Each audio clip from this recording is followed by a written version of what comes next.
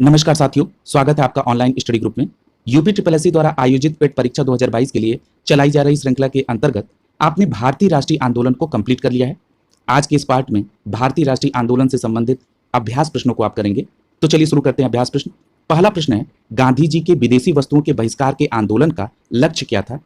तो यहाँ पर आप विकल्प डी देखिए, लिखा है कुटीर उद्योगों को प्रोत्साहन। यानी गांधी जी जो विदेशी वस्तुओं का बहिष्कार कर रहे थे उसके पीछे एक मूल उद्देश्य था कि भारत के कुटीर उद्योगों को प्रोत्साहन मिल सके। और प्रोत्साहन कैसे मिलेगा? जब विदेशी वस्तुओं का बहिष्कार होगा तो कुटीर उद्योग के पास डिमांड आएगी और इस प्रकार उस उद्योग में बढ़ावा हो सकेगा। यानी पहले प्रश्न का सही जवाब होगा विकल्प डी। यहां पर एक बात और याद रखिएगा, विदेशी वस्तुओं के बहिष्कार के संदर्भ में रविंद्रनाथ टैगोर जी का स्टेटमेंट था कि यह एक निष्ठुर बर्बादी है। यह भी बात आप याद रखेंगे। प्रश्न संख्या 2 को देखिए, यहां पर एक सूची दी गई है, आपको इसको सुमेलित करना है। इसमें पहला नाम दिया है सरोजिनी नायडू का। सरोजिनी नायडू को आप किससे कोरिलेट करेंगे? भारतीय राष्ट्रीय कांग्रेस से। आपको पता है कि 1925 में भारतीय राष्ट्रीय कांग्रेस का अधिवेशन कानपुर में हुआ और उसकी अध्यक्षता किसने की थी? सरोजिनी नायडू ने। एक फैक्ट और आपको याद रखना होगा कि भारतीय राष्ट्रीय कांग्रेस की प्रथम भारतीय महिला कौन थी? तो आपका सही जवाब क्या होगा? सरोजिनी नायडू। इतनी बात आप सरोजिनी नायडू के संदर्भ में याद रखेंगे। और आप सभी को पता है कि यदि पूछा जाए कि भारतीय राष्ट्रीय कांग्रेस की पहली महिला अध्यक्ष कौन थी, तब आपका जवाब होता एनी बेसेंट। अगला प्रश्न देखिए, यानी ए को आप दूसरे के साथ सुमेलित करेंगे। अगला विकल्प देखिए, M A Jinnah. M A जिन्ना का संबंध आप विकल्प ए के साथ देखेंगे, मुस्लिम लीग। अगला है तेज बहादुर सप्रू। तेज बहादुर सप्रू को आप लिबरल पार्टी, यानी आप सी को चौथे के साथ सुमेलित करेंगे। और अगला है बी डी सावरकर। डी को आप तीसरे के साथ हिंदू महासभा के साथ कोरिलेट करेंगे। इस प्रकार आपने दूसरे प्रश्न का सूची देखा और आपका सही जवाब होगा विकल्प ए। अगला देखिए, प्रश्न संख्या 3 देखिए, दिया है कि भारत को अधिकार क्षेत्र का दर्जा यानी डोमिनियन स्टेट्स का दर्जा किस तारीख को मिला था? तो आपका सही जवाब क्या हो जाएगा? 15 अगस्त 1947 को भारत को डोमिनियन स्टेट का दर्जा मिला था। यानी आपका विकल्प यहां पे क्या सही हो जाएगा? विकल्प बी सही हो जाएगा यहां पर। आगे जरा इसमें कुछ और बातें देखिए। आपने कल की ही क्लास में यह पढ़ा था कि माउंटबेटन योजना के आधार पर ही 4 जुलाई 1947 को ब्रिटिश संसद में भारतीय स्वतंत्रता विधेयक पेश किया गया था और 18 जुलाई 1947 को इसको स्वीकृति भी मिल गई थी।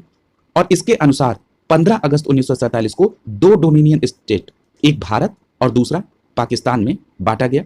यानी इस प्रकार जो डोमिनियन स्टेट का दर्जा है वो 15 अगस्त 1947 को प्राप्त हुआ था। अगला प्रश्न देखिए, पूछ रहा है कि गांधी जी के सबसे महत्वपूर्ण शिक्षाएं निम्नलिखित में से कौन सी थी? तो आपका सही जवाब क्या होगा? सत्य और अहिंसा। यानी आपका विकल्प यहां पर सी सही हो जाएगा। सत्य और अहिंसा ये गांधी जी की 2 सबसे महत्वपूर्ण शिक्षाएं थी। यानी सी विकल्प आपका यहां पर सही हो जाएगा।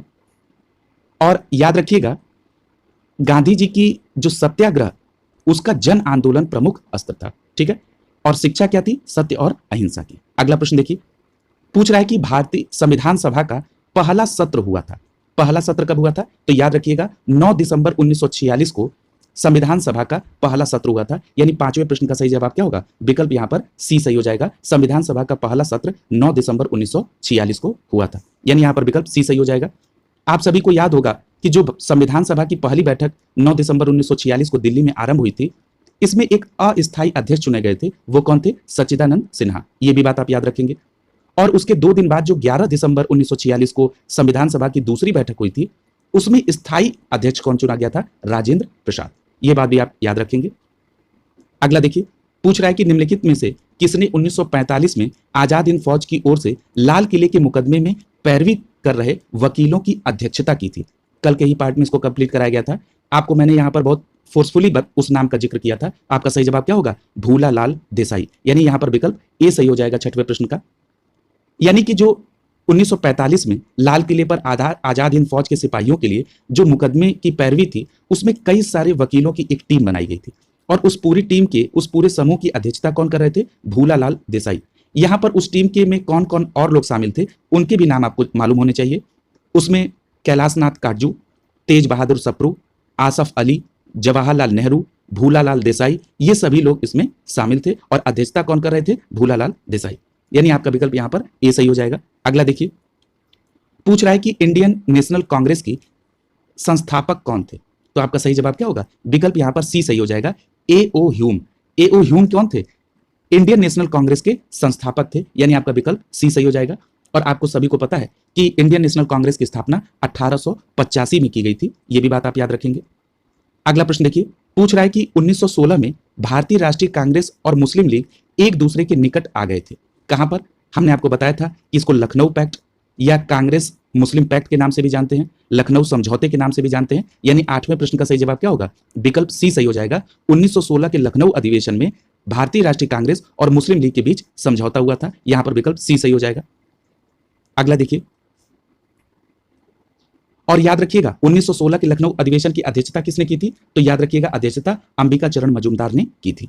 अगला प्रश्न है, नरम और गरम दल के बीच फूट कहां और किस वर्ष पड़ी थी? तो आपका सही जवाब क्या होगा? विकल्प ए सही हो जाएगा। 1907 में कांग्रेस के सूरत अधिवेशन में गरम दल और नरम दल में कांग्रेस का पहला विभाजन हुआ था। यहां पर 9वें प्रश्न का सही जवाब होगा विकल्प ए, 1907 में सूरत अधिवेशन। अब यहां पर कुछ बातें आपको याद रखनी होंगी। सबसे पहली बात कि 1907 के सूरत अधिवेशन की अध्यक्षता किसने की थी? तो आपका सही जवाब होगा रास बिहारी घोष ने। और अभी आपने पढ़ा कि 1916 में जो लखनऊ का अधिवेशन हुआ था उसमें कांग्रेस और मुस्लिम लीग के बीच गठबंधन हुआ था। उसी के साथ साथ इसमें नरम दल और गरम दल ये भी एकजुट हुए थे 1916 के लखनऊ अधिवेशन में, और इसके लिए तिलक और एनी बेसेंट ने प्रयास किया था। और अभी हमने आपको बताया कि 1916 के लखनऊ अधिवेशन की अध्यक्षता किसने की थी? अंबिका चरण मजूमदार ने। अगला प्रश्न है, जालियांवाला बाग हादसे से कौन सा ब्रिगेडियर संबंध था? तो आपका सही जवाब क्या होगा? यहां पर विकल्प बी देखिए, लिखा है जनरल डायर। यानी जनरल डायर का संबंध किससे है? जालियांवाला बाग हत्याकांड से। यानी 10वें प्रश्न का सही जवाब होगा विकल्प बी, जनरल डायर। याद रखिएगा जो अमृतसर के जालियांवाला बाग हत्याकांड हुआ था वो 13 अप्रैल 1919 को हुआ था, बैसाखी के दिन। और जनरल डायर ने ही निहत्थे लोगों पर गोली चलाने के आदेश दिए थे, इसलिए जालियांवाला बाग हत्याकांड से जनरल डायर का संबंध है। अगला देखिए, पूछ रहा है कि लाला लाजपत राय किसके विरुद्ध प्रदर्शन कर रहे थे जब वे पुलिस के नृशंसता का शिकार हो गए? यानी पुलिस ने जब उनके ऊपर बर्बरता से लाठीचार्ज किया तो लाला लाजपत राय किसका विरोध कर रहे थे? तो आप सभी को पता है कि लाला लाजपत राय साइमन कमीशन का विरोध कर रहे थे। यहां पर विकल्प आपका सी सही हो जाएगा। आप सभी को पता है कि साइमन कमीशन को श्वेत कमीशन भी कहा जाता है क्योंकि इसमें सभी सदस्य विदेशी थे, इसमें कोई भी भारतीय सदस्य शामिल नहीं था। यानी यहां पर विकल्प सी सही हो जाएगा आपका। और ये किस वर्ष की घटना है? तो ये 1928 की। अगला देखिए, पूछ रहा है कि गांधी जी की अध्यक्षता में एकमात्र AICC यानी भारतीय राष्ट्रीय कांग्रेस का अधिवेशन की अध्यक्षता गांधी जी ने कहां पर की थी? तो आपका सही जवाब क्या होगा? यहां पर आपका विकल्प सी सही हो जाएगा, बेलगाम में। यहां पर 12 प्रश्न का सही जवाब होगा विकल्प सी। यहां एक बात और याद रखिएगा, प्रश्न में भी लिखा हुआ है एकमात्र अधिवेशन, यानी गांधी जी ने केवल बेलगाम अधिवेशन की में ही अध्यक्षता की थी, इसके अलावा उन्होंने किसी भी अन्य अधिवेशन की अध्यक्षता नहीं की थी। यह भी प्रश्न पूछा जाता है। 12 प्रश्न का सही जवाब होगा विकल्प सी। और बेलगाम का जो अधिवेशन हुआ था यह किस सन में हुआ था? तो याद रखिएगा 1924 में। अगला देखिए, पूछ रहा है कि जो 1930 में गांधी जी ने सविनय अवज्ञा आंदोलन का प्रारंभ किया था वो कहां से किया था? देखिए ये प्रश्न काफी महत्वपूर्ण है, इसमें अगर आपने थोड़ी सी लापरवाही की तो आपका प्रश्न गलत हो जाएगा। यह प्रश्न अभी हाल ही में लेखपाल की परीक्षा में भी पूछा गया। यहां पर विकल्प आपका डी सही हो जाएगा। सविनय अवज्ञा आंदोलन का प्रारंभ गांधी जी ने डांडी से किया था। वहां पर हाथ में नमक उठाकर उन्होंने नमक कानून को सांकेतिक तौर पर तोड़ा और 6 अप्रैल 1930 को सविनय अवज्ञा आंदोलन वहां से प्रारंभ हो गया। यानी 13 प्रश्न का सही जवाब होगा विकल्प डी। यदि आपसे यह पूछा जाता कि महात्मा गांधी जी के द्वारा दांडी मार्च कहां से प्रारंभ किया गया, तब आपका जवाब होता साबरमती आश्रम। ये दोनों अंतर आप बिल्कुल स्पष्ट याद रखेंगे। 13 प्रश्न का सही जवाब होगा विकल्प डी। अगला देखिए यहां पर दिया है डिस्क्रिप्शन में कि महात्मा गांधी ने 12 मार्च 1930 को साबरमती आश्रम से 80 सहयोगियों के साथ पैदल चलकर 24 दिन में 390 किलोमीटर की यात्रा पूरी की और वो दांडी पहुंचे। ये दांडी कहां पर है? गुजरात के नवसारी जिले में। और 6 अप्रैल 1930 को, जो मैंने अभी आपको बताया था, उस दिन उन्होंने नमक कानून को सांकेतिक तौर पर तोड़ते हुए सविनय अवज्ञा आंदोलन को प्रारंभ किया था। यानी सविनय अवज्ञा आंदोलन प्रारंभ कहां से हुआ? दांडी से। और कब हुआ? तो 6 अप्रैल 1930 को। याद रखेंगे। अगला देखिए, पूछ रहा है कि 1942 में भारत छोड़ो आंदोलन आरंभ करने का कौन सा मुख्य कारण था? ठीक है, तो यहां पर देखिए पहला ही विकल्प सही है, क्रिप्स मिशन की विफलता। यानी क्रिप्स मिशन की विफलता ही 1942 में भारत छोड़ो आंदोलन को आरंभ करने का प्रमुख कारण था। यानी 14 प्रश्न का सही जवाब क्या होगा? विकल्प ए सही हो जाएगा। क्रिप्स मिशन का संबंध कब से है? तो याद रखिएगा 1942 से। याद रखिएगा जब क्रिप्स मिशन विफल हुआ उसके बाद भारत छोड़ो आंदोलन प्रारंभ का निर्णय हुआ। और एक बात और याद रखिएगा कि 7 से 8 अगस्त 1942 को बंबई की ऐतिहासिक ग्वालिया टैंक में अखिल भारतीय कांग्रेस कमेटी की वार्षिक बैठक हुई, जिसकी अध्यक्षता अबुल कलाम आजाद ने की। और इस बैठक में वर्धा प्रस्ताव यानी भारत छोड़ो के प्रस्ताव की पुष्टि की गई और 8 अगस्त 1942 को कुछ संशोधन के साथ इस प्रस्ताव को स्वीकार कर लिया गया और 9 अगस्त 1942 को भारत छोड़ो आंदोलन का प्रारंभ हुआ। अगला प्रश्न देखिए, पूछ रहा है कि भारत छोड़ो आंदोलन के दौरान समानांतर सरकार का गठन कहां किया गया था? तो आपका सही जवाब क्या होगा? यहां पर विकल्प आपका डी सही हो जाएगा। बलिया में भारत छोड़ो आंदोलन के दौरान समानांतर सरकार का गठन हुआ था। डी विकल्प 15 का सही होगा, बलिया।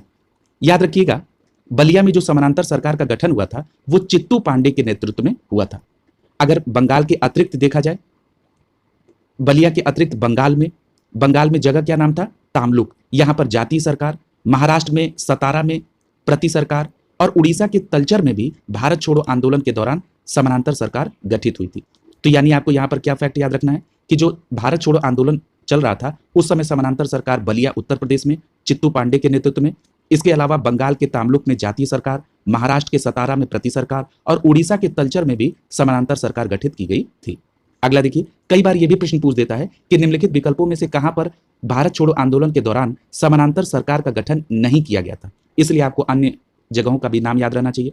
अगला देखिए, पूछ रहा है कि पूर्ण स्वराज की शपथ कांग्रेस के किस अधिवेशन में ली गई थी? तो आपका सही जवाब क्या होगा? यहां पर विकल्प बी सही हो जाएगा, लाहौर अधिवेशन। और लाहौर अधिवेशन की अध्यक्षता किसने की थी? तो जवाहरलाल नेहरू ने। यानी आपका 16 प्रश्न का सही जवाब होगा विकल्प बी, पूर्ण स्वराज की शपथ कांग्रेस के लाहौर अधिवेशन में ली गई थी। और यह लाहौर अधिवेशन किस ईयर में हुआ था? 1929 में। यहां एक बात और याद रखिएगा कि इसी अधिवेशन में स्वराज का प्रस्ताव पारित हुआ, यह भी आपने देखा। और 31 दिसंबर 1929 की अर्धरात्रि में जवाहरलाल नेहरू ने रावी नदी के तट पर स्वतंत्रता का द्योतक तिरंगा फहराया था। और याद रखिएगा कि 26 जनवरी 1930 को स्वतंत्रता दिवस मनाने का निश्चय लिया गया था। यह क्रम याद रखिएगा, यहां से प्रश्न निश्चित तौर पर बनते हैं। अगला देखिए, पूछ रहा है कि दी गई घटनाओं का कालानुक्रम आपको सेट करना है। तो यहां पर देख लीजिए, यहां पर दिया है सबसे पहले सिपाही विद्रोह। आपको पता है कि सिपाही विद्रोह कब हुआ था? 1857 में। अगला दिया है वास्को डिगामा का भारत पहुंचना। यह भी आपको पता है कि 1498 में वास्को डिगामा भारत की यात्रा पर आया था। और अगला है बाबर द्वारा मुगल साम्राज्य की शुरुआत, ये 1526 में हुई थी। इस प्रकार 17 नंबर का सही विकल्प आपका क्या हो जाएगा? यहां पर विकल्प आपका सी सही हो जाएगा, 2, 3 और 1। अगला प्रश्न देखिए, प्रश्न संख्या 17 कंप्लीट हुआ। अब 18 देखिए, स्वतंत्र भारत में निम्नलिखित में से कौन सा महिला किसी राज्य की पहली राज्यपाल थी? पूछ रहा है कि स्वतंत्र भारत में कौन सी महिला किसी राज्य की पहली राज्यपाल थी? तो आपका सही जवाब क्या होगा? सरोजनी नायडू। यानी आपका विकल्प यहां पर ए सही हो जाएगा। सरोजनी नायडू कहां की राज्यपाल थी? तो याद रखिएगा, उत्तर प्रदेश की। उस समय इसको संयुक्त प्रांत कहा जाता था। 15 अगस्त 1947 से 2 मार्च 1949 तक सरोजनी नायडू राज्यपाल रही। याद रखिएगा, इस प्रकार वो किसी भी राज्य की पहली महिला राज्यपाल थी। अगला देखिए, पूछ रहा है कि चौरी चौरा कांड के बाद गांधी जी ने स्थगित कर दिया था, तो कौन सा? तो याद रखिएगा, चौरी चौरा कांड के बाद गांधी जी ने असहयोग आंदोलन को स्थगित कर दिया था। वो तिथि क्या थी? 12 फरवरी 1922 को। और चौरी चौरा कांड कब हुआ था? तो 4 फरवरी 1922 को। यानी यहां पर विकल्प आपका सी सही हो जाएगा, असहयोग आंदोलन स्थगित कर दिया गया था। अगला प्रश्न देखिए, पूछ रहा है कि क्रिप्स मिशन भारत कब आया? अभी इस पर चर्चा हुई थी। याद रखिएगा, मार्च 1942 में स्टैफोर्ड क्रिप्स के नेतृत्व में क्रिप्स मिशन भारत आया था। यानी 20वें प्रश्न का सही जवाब होगा विकल्प सी, मार्च 1942। अगला देखिए, अगले प्रश्न में पूछ रहा है कि 1939 में सुभाष चंद्र बोस किसे हराकर राष्ट्रीय कांग्रेस के अध्यक्ष चुने गए थे? तो याद रखिएगा, 1939 में सुभाष चंद्र बोस ने भारतीय राष्ट्रीय कांग्रेस की अध्यक्षता पट्टाभी सीतारमैया को हराकर ली थी। यानी आपका 21 प्रश्न का सही जवाब क्या होगा? विकल्प बी सही हो जाएगा। और इस पर मैंने एक बात और आपको बताई थी कि जो 1939 का अधिवेशन था वो कहां पर हुआ था? त्रिपुरी अधिवेशन था। ठीक है, और आपको यह भी पता है कि इसके पहले का जो हरिपुरा अधिवेशन है उसकी भी अध्यक्षता किसने की थी? सुभाष चंद्र बोस ने ही की थी। अब यहां पर कुछ बातें आपको याद रखनी होंगी। ये जो त्रिपुरी अधिवेशन था, इसमें पट्टाभी सीतारमैया जिनको सुभाष चंद्र बोस ने हराया था, ये गांधी जी के समर्थित थे। इसको लेकर इस अधिवेशन में मनमुटाव हुआ और अंत में सुभाष चंद्र बोस ने इस अधिवेशन से अपनी त्यागपत्र दे दिया अप्रैल 1939 में। सुभाष चंद्र बोस के त्यागपत्र के बाद राजेंद्र प्रसाद ने 1939 के त्रिपुरी अधिवेशन की आगे की अध्यक्षता को कंटिन्यू किया। यह भी प्रश्न कई बार परीक्षा में पूछा गया। और इसी के बाद आपने पढ़ा था कि फॉरवर्ड ब्लॉक की स्थापना सुभाष चंद्र बोस ने की थी। अगला प्रश्न देखिए, पूछ रहा है कि गांधी जी ने दक्षिण अफ्रीका में मिलने के लिए निम्नलिखित में से कौन गया था। गांधी जी से दक्षिण अफ्रीका में मिलने कौन गया था? तो आपका सही जवाब क्या होगा? गोपाल कृष्ण गोखले। यानी आपका विकल्प सी सही हो जाएगा कि गांधी जी से दक्षिण अफ्रीका में मिलने के लिए गोपाल कृष्ण गोखले गए थे। यहां पर एक बात और आपको पता होगी कि गोपाल कृष्ण गोखले ही गांधी जी के राजनीतिक गुरु भी थे। ठीक है, यानी 22 का सही जवाब क्या होगा? विकल्प सी। अगला देखिए, अगला प्रश्न है कि महात्मा गांधी का राजनीतिक गुरु, देखिए प्रश्न में भी आ गया, कौन थे? तो याद रखिएगा गोपाल कृष्ण गोखले। 23 प्रश्न का सही जवाब होगा विकल्प ए। यहां पर एक बात और याद रखिएगा, कल के पार्ट में हमने ये जिक्र किया था कि गांधी जी दक्षिण अफ्रीका से कब लौटे थे? तो 9 जनवरी 1915 को गांधी जी दक्षिण अफ्रीका से आए थे और गोखले के संपर्क में, मतलब गोपाल कृष्ण गोखले जी के संपर्क में आने के बाद उनसे प्रभावित हुए और भारत की सक्रिय राजनीति में आगे आए। अगला प्रश्न देखिए, भारत सेवक समाज की स्थापना किसने की थी? तो याद रखिएगा, भारत सेवक समाज की स्थापना गोपाल कृष्ण गोखले ने की थी। इसका इंग्लिश में टर्म ज्यादा यूज होता है, servant of India society. Servant of India society कहा जाए या उसको हिंदी में भारत सेवक समाज, इसकी स्थापना किसने की थी? गोपाल कृष्ण गोखले ने। 24 प्रश्न का सही जवाब होगा विकल्प बी। अगला देखिए, और ये स्थापना कहां की गई थी? तो याद रखिएगा, पुणे महाराष्ट्र में 1905 में सर्वेंट ऑफ इंडिया सोसाइटी की स्थापना गोपाल कृष्ण गोखले के द्वारा की गई थी। अगला प्रश्न देखिए, पूना समझौता 1932 किसके बीच हुआ था? तो ये गांधी जी और अंबेडकर जी के बीच में पूना समझौता 1932 में हुआ था। ठीक है, पूरी डेट क्या थी जब हस्ताक्षर हुआ था? तो 24 सितंबर 1932 को। यानी यहां पर विकल्प आपका बी सही हो जाएगा, गांधी जी और अंबेडकर जी के बीच में पूना समझौता हुआ था। यहां एक बात याद रखिएगा, ये जो पूना समझौता हुआ था 1932 में, ये महात्मा गांधी और भीमराव अंबेडकर के बीच हुआ था। इसकी पृष्ठभूमि क्या थी? रैमजे मैकडोनाल्ड ने एक सांप्रदायिक पंचायत की घोषणा की, जिसको आप कम्युनल अवार्ड के नाम से जानते हैं। इसके अंतर्गत दलित वर्ग के लिए पृथक निर्वाचक मंडल की व्यवस्था की गई थी। गांधी जी उस समय यरवदा जेल में बंद थे। जब उनको ये सूचना मिली तो उनको ये अच्छा नहीं लगा और उनको लगा कि अंग्रेज अब भारत में एक नए विभाजन की तरफ बढ़ रहे हैं, इसलिए उन्होंने आमरण अनशन का निर्णय लिया। और उसके बाद बीच में समझौते की बात आई और गांधी जी और अंबेडकर जी के बीच में जो समझौता हुआ उसको पूना समझौते के नाम से जाना जाता है। और ये समझौते पर हस्ताक्षर कब हुआ? तो 24 सितंबर 1932 को समझौते पर हस्ताक्षर हुआ और इसके तहत सामान्य वर्ग के तहत ही सीट का आरक्षण किया गया। इस प्रकार ये पूना समझौता संपन्न हुआ और भारतीय राष्ट्रीय आंदोलन का अभ्यास प्रश्न भी यहां पर कंप्लीट होता है। सिलेबस के अनुरूप सारी पार्ट को कंप्लीट कराया जाएगा। अब अगला पार्ट भारतीय इतिहास के एंशिएंट हिस्ट्री यानी प्राचीन इतिहास से संबंधित होगा और इस प्रकार एक एक पार्ट कंप्लीट करते हुए पेट के पूरे सीरीज को कंप्लीट करा दिया जाएगा। जिन लोगों ने अभी तक इस सीरीज को स्टार्ट नहीं किया है, कंप्लीट नहीं किया है, वो प्लेलिस्ट से जाकर जल्द से जल्द कंप्लीट कर लें ताकि उनको बाद में रिवीजन का प्रॉपर मौका मिले। इसके साथ ही बताना चाहते हैं कि उत्तर प्रदेश स्पेशल की भी सीरीज को कंप्लीट करा दिया गया है। उसके लिए प्लेलिस्ट बनी है, आप वहां से पैरेलल उसको भी कंप्लीट करते रहें ताकि आपका उत्तर प्रदेश स्पेशल, आपका ये जो जीएस का पोर्शन है और साथ ही साथ करंट अफेयर्स भी कराया जा चुका है, उसको भी आप करते रहेंगे ताकि आप जब परीक्षा के समय के नज़दीक रहेंगे तो ज़्यादा पोर्शन आपका कंप्लीट रहेगा और आपके ऊपर कम प्रेशर रहेगा। आप अपनी तैयारी को सतत जारी रखिए। ऑनलाइन स्टडी ग्रुप आपका हर संभव प्रयास करेगा कि आपको अच्छे से अच्छे मार्क्स मिले ताकि जब वैकेंसी में कटअप आए तो आपका नाम उसमें शामिल हो। बहुत बहुत धन्यवाद आपका।